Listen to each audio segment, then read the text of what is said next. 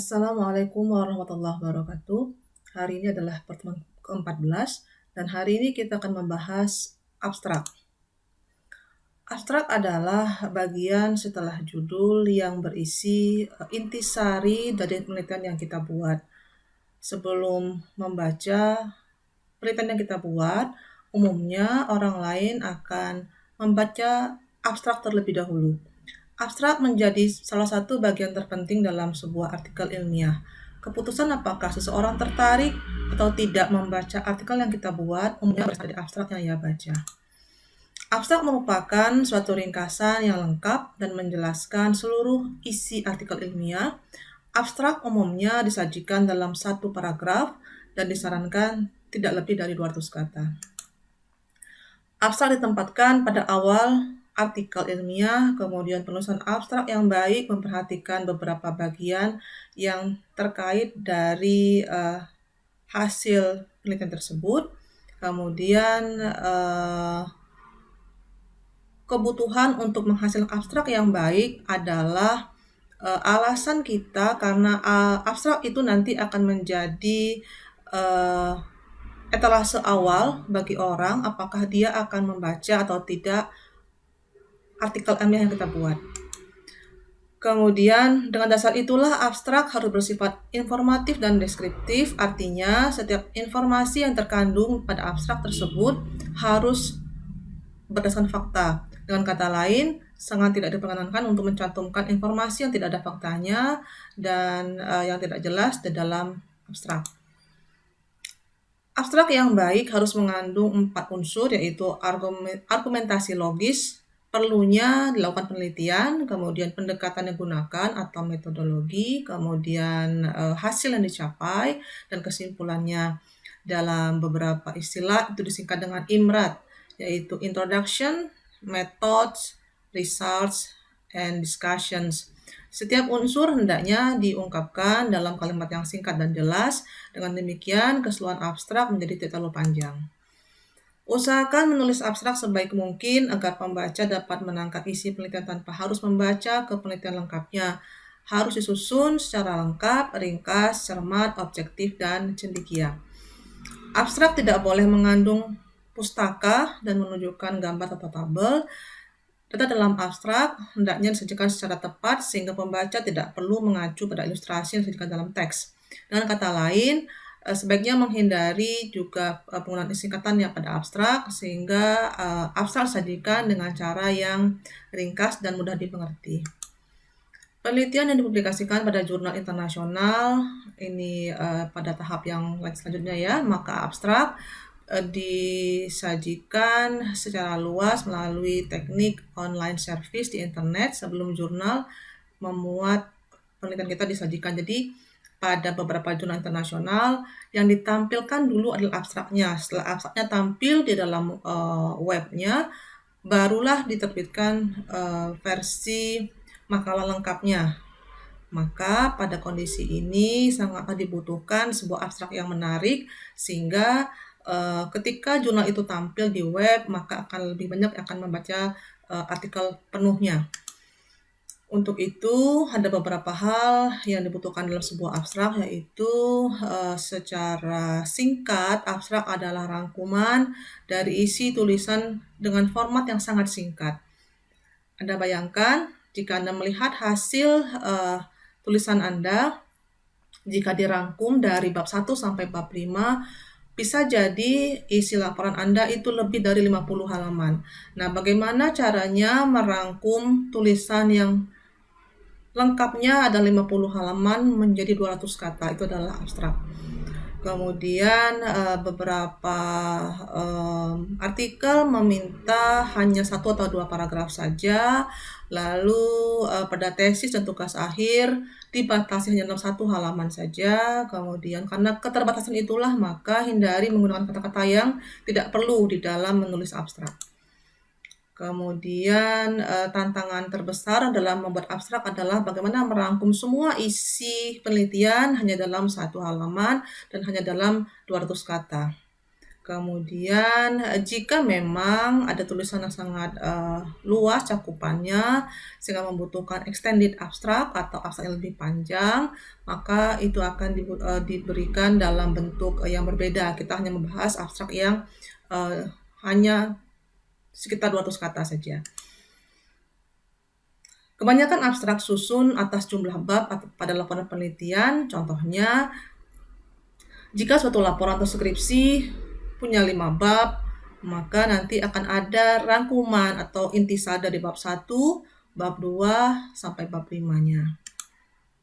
Nah, ini adalah teknik merangkum laporan penelitian atau skripsi yang dari 5 bab itu menjadi abstrak yang hanya 200 kata. Paragraf pertama berisi latar belakang penelitian, yang kedua berisi kajian teori, yang ketiga berisi metodologi, yang keempat berisi analisis dan pembahasan, yang kelima berisi penutup atau kesimpulan saran. Setelah selesai membuat abstrak, maka di bawah abstrak itu akan dibuat kata kunci. Disarankan dalam menulis jurnal untuk menonjolkan kata kunci, menempatkan kata kunci yang paling penting dan khas dalam jumlah artikel tersebut. Hal ini dimaksudkan untuk memudahkan penelusuran pustaka di lain hari. Kata kunci adalah kata-kata yang mengandung konsep pokok yang dibahas dalam artikel. Pilihlah kata kunci yang paling banyak digunakan mewakili topik yang sedang dibahas. Jumlah kata kunci bervariasi antara 3 sampai 5 kata dan diurutkan dari yang paling spesifik ke yang paling umum. Kata kunci ditempatkan di bawah abstrak. Nah, ini adalah nanti yang akan kita buat ya. Ini adalah tugasnya. Saya minta kita bersama-sama kita sebagai contohnya membuat sebuah abstrak dengan panjang kata antara 150 sampai 200 kata. Lalu ada kata kuncinya 3 sampai 5 kata atau 3 sampai 5 frase. Lalu ada formatnya, font size, dan paragraf single. Nah, ini adalah salah satu teknik membuat abstrak. Anda bisa merangkai abstrak Anda dengan menyajikan 4 poin ini dalam satu abstrak. Yaitu yang pertama adalah menyajikan informasi tempat riset, lalu permasalahan dan metodologi yang dipakai, lalu usulannya setelah solusi.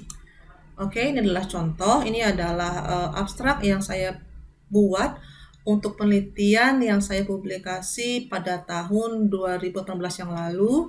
Ini judul papernya sudah jadi paper ini ya.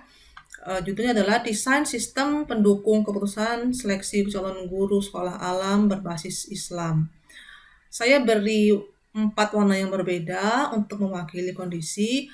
Yang merah ini adalah informasi tempat riset. Kita lihat Sekolah Alam Bangka Belitung yang saat ini menyelenggarakan kegiatan pendidikan setingkat sekolah dasar dengan konsep Islam dan lebih belajar di luar ruang kelas membutuhkan guru atau yang disebut dengan istilah fasilitator. Poin yang dimerahkan ini adalah informasi tempat riset. Anda boleh buat dalam 1 atau 2 kalimat saja. Jadi nanti ketika Anda membuat abstrak untuk laporan Anda, gunakan cara yang sama. Pada 1 atau 2 kalimat pertama, gunakan untuk menyampaikan informasi tentang tempat riset Anda.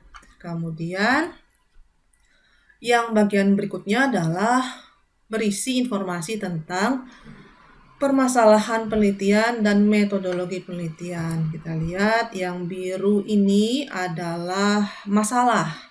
Ini masalah. Fasilitator yang dibutuhkan oleh sekolah alam adalah fasilitator yang memenuhi multi kriteria seperti sikap, akademik, skill, wawancara, dan magang 3 bulan. Ini adalah masalahnya, yaitu bagaimana mendapatkan fasilitator dengan beberapa kriteria yang diinginkan oleh sekolah tersebut. Kemudian yang ketiga adalah masih di dalam poin yang kedua, mencantumkan informasi tentang metodologi penelitiannya. Nah, ini adalah metode penelitiannya. Ini adalah SPK, maka dia menggunakan metode SPK juga. Untuk mendapatkan fasilitator yang sesuai dengan kriteria yang diinginkan oleh sekolah alam, maka penelitian ini mendesain sistem pendukung keputusan untuk menyeleksi calon fasilitator dengan metode analytical hierarchy process atau AHP. Metode AHP dipilih untuk menyusun secara hierarki kerangka seleksi fasilitator mulai tujuan, kriteria level 1, level 2, dan alternatif. Setelah skema pengambilan keputusan, lalu penelitian ini memindahkan pola pengambilan keputusan dari sistem berbasis web yang dibangun dengan metode object oriented dan design atau OAD. Nah, pada bagian ini dijelaskan bahwa untuk menyelesaikan masalah digunakan sebuah metode SPK yaitu AHP, dan dijelaskan pula mengapa memilih AHP dan OAD, ada dua ini ya. Maka nanti ketika Anda mengerjakan abstrak Anda, maka Anda jelaskan pula mengapa Anda memilih sebuah metode untuk penelitian Anda. Misalnya, jika Anda memilih sebuah metode RAD misalnya, maka Anda jelaskan kenapa memilih RAD. Jelaskan itu di dalam abstrak. Maka ada alasan mengapa Anda memilih sebuah metode untuk menyelesaikan sebuah penelitian. Kemudian pada bagian yang hitam, ini adalah hasilnya. Hasil pengolahan data menunjukkan bahwa kriteria level 1 yang paling tinggi bobotnya adalah sikap dengan persentase 3,41%, lalu yang kedua, ketiga, dan seterusnya. Ini adalah hasilnya. Kemudian sedangkan desain sistem berbasis web dirancang membuat proses pengambilan keputusan dapat dilakukan dengan lebih akurat, mudah, dan fleksibel. Jadi kurang lebih seperti inilah nanti cara Anda membuat abstrak. Sajikanlah paling tidak ada 4 informasi ini, yaitu tempat risetnya, masalah penelitiannya, metode yang digunakan serta alasannya, dan hasilnya. Maka ketika menulis ini jangan lupa ada batasan kata minimal 150 dan maksimal 200 kata.